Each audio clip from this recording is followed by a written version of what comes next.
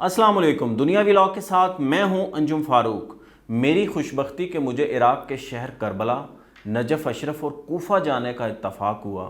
میں نے حضرت علی رضی اللہ تعالیٰ عنہ کے روضہ مبارک کے اوپر حاضری دی، حضرت امام حسین رضی اللہ تعالیٰ عنہ کے روضہ کے اوپر حاضری دی۔ اس سفر کو میں نے اپنے کالم کے اندر تحریر کیا ہے۔ میں چاہتا ہوں کہ یہ آپ کے ساتھ گوش گزار کیا جائے کہ یہ میرا ایکسپیرینس کیسا تھا۔ کالم روزنامہ دنیا کے اندر چھپا اور اس کا ٹائٹل تھا خاندان عشق کی چوکھٹ پر۔ فضا ایسی کہ سانس تھم جائے، خاک ایسی کہ سجدہ ریز ہوئے بنا رہا نہ جائے، منظر ایسا کہ آنکھیں پتھرا جائیں، ہوا ایسی جیسے چار سو کھلے گلابوں کی مہک، کہاں ہزاروں میل دور سوتے جاگتے خواب، کہاں شوق دید کی آخری ہچکی۔ جہاز قطر سے اڑان بھر کر عراق کی حدود میں داخل ہوا تو 15 سال پرانی خواہش دل سے نکل کر لبوں پر آ گئی۔ نجف علم کا باغ ہے، خدا جانے دیکھنا نصیب ہوگا یا نہیں۔ کربلا عشق کا سفر ہے، نہیں معلوم کبھی میرے قدم بھی اس طرف اٹھیں گے یا یہ حسرت ناتمام ہی رہے گی۔ 3 سال قبل نقش جنون پر قبولیت کی مہر ثبت ہوئی اور صدیوں سے غم حسین میں گریہ کرتی دھرتی کی طرف رخت سفر باندھا۔ ہر لمحے دلی کیفیت بدل رہی تھی، بالکل ویسے جیسے آنسوؤں میں ڈوبی ہچکیوں کا ردم اوپر نیچے ہوتا ہے۔ کون جانے غم زیادہ تھا یا ملاقات کے لیے بے تاب تمنا، جو بھی تھا وہ دن روزانہ جیسا نہ تھا۔ جہاز نجف اشرف کے ایئرپورٹ پر اترا تو یوں لگا جیسے کوئی برسوں بعد اپنے گھر لوٹا ہو۔ دل بے قابو تھا، مکمل بے قابو۔ پھر وہ وقت آیا جب ایئرپورٹ سے نکل کر میں اور میرے 3 ساتھی کربلا کی طرف روانہ ہوئے۔ یہ 80 کلومیٹر کی مسافت تھی۔ راستے میں مجھے وہ دن یاد آنے لگا جب پہلی بار قصہ کربلا پڑھ کر میرے اندر کوہرام برپا ہوا تھا۔ میٹرک کے بعد کالج کی دہلیز پار کی تو میرے دل کی دیوار کے اس پار بیٹھا شاعر بھی سینہ کو بھی کرتا باہر آ گیا۔ پھر میں تھا اور کتب بینی کی نشے کی طرح بڑھتی خواہش، ایک کے بعد ایک شاعر کو پڑھنے کی جلدی۔ جس شاعر کو بھی پڑھا اسے غم حسین کے حصار میں قید پایا۔ اب جیسے جیسے کربلا قریب آ رہا تھا مجھے وہ سارے شعر ایک ایک کر کے یاد آنے لگے جن کے باعث میرے اندر خاندان عشق کی چوکھٹ پر حاضری کی آرزو بے تاب ہوئی تھی۔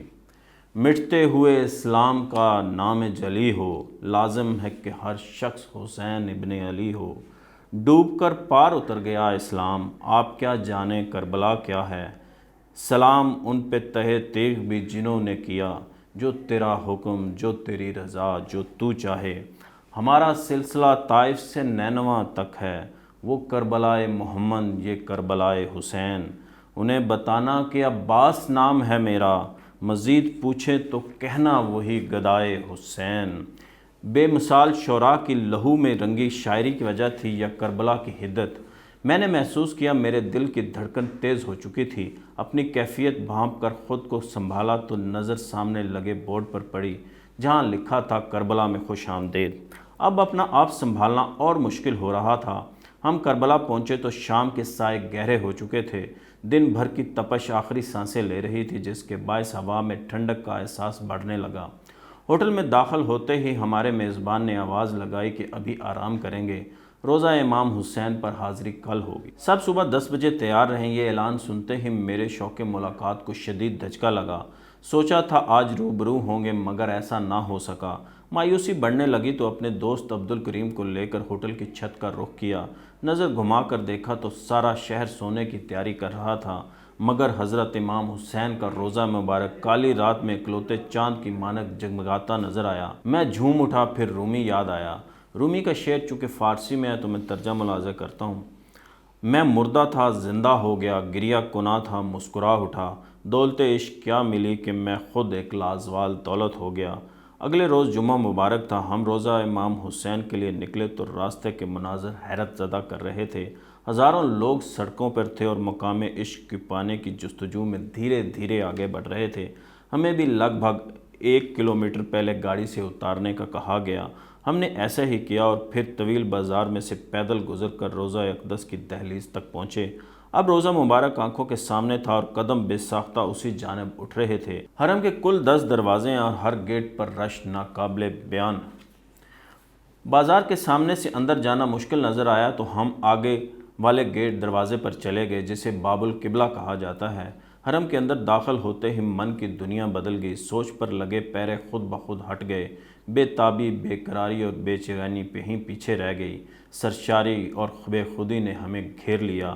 باب القبلہ سے اندر آئیں تو بائیں طرف مسجد ہے جہاں جمعے کی تیاریاں ہو رہی تھیں، بالکل سامنے حضرت امام حسین کے روضے کی زری ہے جو باہر سے بھی صاف دکھائی دیتی ہے۔ جمعے کی وجہ سے حرم میں رش بڑھتا جا رہا تھا، ایک لمحے کے لیے یوں لگا جیسے زری کے قریب جانا ناممکن ہے، مگر پھر نہ جانے کہاں سے ہمت آئی اور انسانوں کا سمندر پار ہو گیا۔ اب میں زری کے سامنے بے سدھ کھڑا دل کی لذت کو جلا بخش رہا تھا۔ اس احاطے میں حضرت امام حسین کے ساتھ ان کے دو بیٹے علی اصغر اور علی اکبر ابدی نیند سو رہے ہیں۔ تھوڑا پیچھے جائیں تو گنج شہداء ہے جہاں سانحہ کربلا کے تقریباً 70 شہداء کو دفن کیا گیا ہے۔ حرم میں مسجد کے سامنے وہ جگہ ہے جہاں بدبخت شمر نے حضرت امام حسین کو شہید کیا تھا۔ حرم کا یہ حصہ آج بھی خونی رنگ میں رنگا ہوا ہے۔ روضہ امام حسین پر جمعے کی نماز باجماعت ادا کی تو یوں لگا جیسے دل کے زخموں کی رفو گری ہوئی ہے۔ حرم میں 4 گھنٹے گزر گئے مگر تشنگی کم ہونے کا نام نہیں لے رہی تھی۔ آخر جانا تو تھا۔ بوجھل قدموں کے ساتھ باہر آئے تو میزبان نے کہا، آدھے کلومیٹر کے فاصلے پر حضرت عباس رضی اللہ تعالیٰ عنہ کا روضہ ہے، اب ہمیں وہاں جانا ہے۔ یہ اعلان سنتے ہی طبیعت حشاش بشاش ہو گئی، جس کے بعد ہمیں چھوٹی کاروں میں بٹھا کر یہ فاصلہ طے کروایا گیا۔ یہ دیکھ کر اطمینان قلب ہوا کہ روضہ عباس علمدار بھی حضرت امام حسین کے روضے کی طرح وسیع و عریض رقبے پر واقع ہے، وہی شان و شوکت، وہی عقیدت مندوں کی بھیڑ۔ سو ہم بھی حاجت گزاروں کی لائن میں لگے اور زری کے پاس پہنچ گئے۔ ہزاروں لوگ بھیگی آنکھوں کے ساتھ دعائیں مانگ رہے تھے۔ میں نے بھی دلی کیفیت بیان کر دی۔ واپسی پر حرم کے بیرونی دروازے پر لگے مشکیزے پر نظر پڑی تو افتخار شارف کا ایک شعر یاد آیا، وہی پیاس ہے، وہی شدت ہے، وہی گھرانہ ہے، مشکیزے سے تیر کا رشتہ بہت پرانا ہے۔ واپس آئے تو پیاس سے برا حال تھا، 2 گھونٹ حلق سے نیچے اترے تو جان میں جان آئی، پھر ایک گریہ کرتا خیال ذہن کی کھڑکی سے نمودار ہوا، ہائے شہداء کربلا کی پیاس۔ یہ اس کا پہلا حصہ ہے۔ اس کے بعد ہم نیکسٹ ڈے جو ہے نجف اشرف گئے، کوفہ گئے، وہاں ہم نے کیا دیکھا، حضرت علی رضی اللہ تعالیٰ عنہ کے مزار کے اوپر حاضری دی۔ حضرت علی جہاں رہتے تھے ان کا جو گھر ہے وہ اس وقت کس حالت کے اندر ہے وہ ہم نے دیکھا، اور جس رستے سے گزر کے مسجد کوفہ جایا کرتے تھے وہ آج بھی آپ کو جان کر حیرت ہوگی، جس کی میں تصویر بھی دکھاؤں گا، وہ بالکل ویسی ہی ہے، 1400 سال بھی وہ جگہ ایسے ہی ہے۔ تو اس کا احوال بھی آپ کے سامنے رکھوں گا، جہاں حضرت علی کو شہید کیا گیا وہ جگہ بھی ہم نے دیکھی، تو اس کا احوال جو ہے نا میں سیکنڈ ایپیسوڈ کے اندر پارٹ 2 کے میں اندر آپ کے ساتھ بیان کروں گا۔ مجھے دیجیے اجازت، اللہ حافظ۔